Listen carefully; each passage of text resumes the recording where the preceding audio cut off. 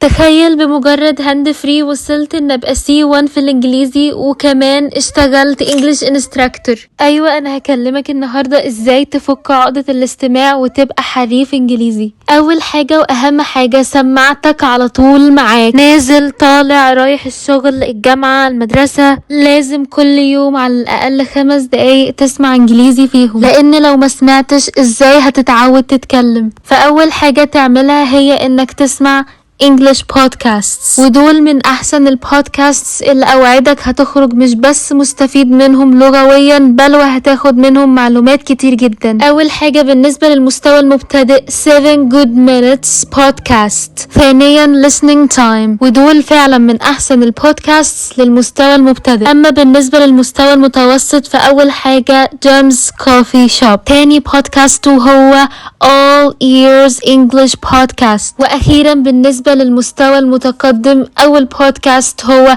Uncomfortable Truth، وبصراحة البودكاست ده من اكتر البودكاستس المفضلة بالنسبة لي. تاني بودكاست وهو Stuff You Should Know، واخيرا بودكاست On Purpose with Jay، وده تاني بودكاست مفضل بالنسبة لي وبسمعه دايما. بس كده، استنوا الجزء التاني واشوفكم في فيديوهات جاية.